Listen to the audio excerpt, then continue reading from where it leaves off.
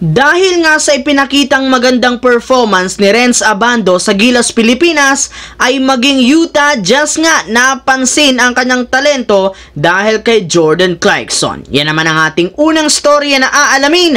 Nasasamahan ko na rin ng pag-alam kung pwede nga bang kunin ng Gilas Pilipinas si Terrence Romeo bilang point guard at ang naging reaksyon ni LeBron James sa pagkuha ng Los Angeles Lakers kay Christian Wood. Kaya mga idol, tara!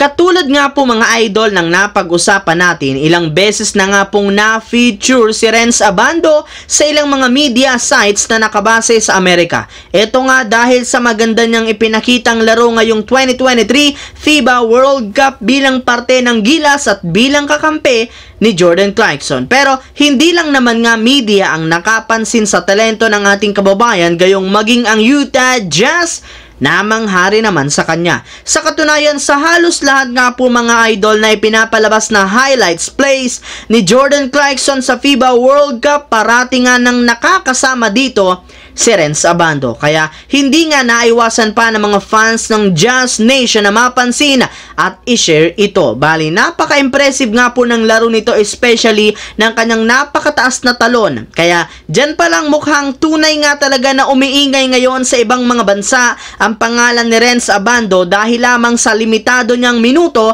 na paglalaro sa Gilas Pilipinas. Samantala, pumunta naman tayo sa ating pangalawang storya kung pwede nga bang kunin at paglaruin si Terrence Romeo sa Gilas Pilipinas sa Asian Games. Katulad nga po mga idol ng napag-usapan natin, kahit man nga merong isinumiting bagong 12-man lineup ang SBP na kanilang gagamitin, wala pa rin naman sila ditong kasiguraduhan. Gayong maaari pa nga itong magbago since hindi nga makakapaglaro sa darating na Asian Games ang kanilang mga players na kasalukuyang naglalaro sa KBL at Japan B-League. At isa nga dito ay si Kiefer Avena na inaasahang aalis na sa kanilang lineup. Kaya dahil dyan, posible nga pong magka-problema ang ating national team sa kanilang point guard position, which is kailangan rin namang masolusyonan sa lalong madaling panahon. At ayon nga po sa ilang mga Pinoy fans, isa nga sa mga paraan na para magkaroon sila ng bagong playmaker ang paggamit syempre at pagkuha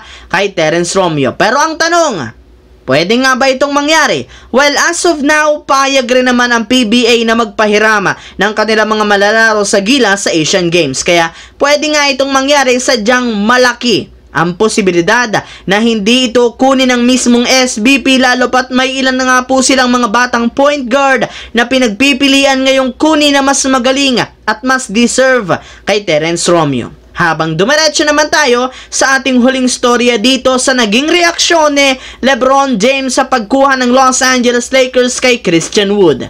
Katulad nga po mga idol ng naibalita ko sa inyo, pumirma na nga ito ng 2-year veteran minimum si Christian Wood sa Lakers, kung saan meron nga itong player option sa pangalawang taon. Meaning, pwede nga siyang umalis sa kanilang team kapag hindi naging maganda ang kanyang unang taon sa Lakers. At kasabay rin naman yan ng pagpirma ni Wood, agad rin naman sinabi sa kanyang social media account na matagal na nga talaga niyang gustong maging parte ng Lakers, kaya ngayong nagkaroon nga siya ng pagkakataon, natuwa nga siya agad at hindi niya na inaksaya pa. Maging si LeBron, tuwang-tuwa rin naman nga sa pagkuha ni Rob Pelinka sa kanyang bagong teammate na si Christian Wood, gayong nangangahulugan lamang nito na mas lalakas pang lalo ang kanilang front court sa opensa at depensa kasama ang rebound, gayong magkakaroon nga sila ngayon ng legit na 4 na sentro kasama sina Anthony Davis, Jackson Hayes at Colin Castleton.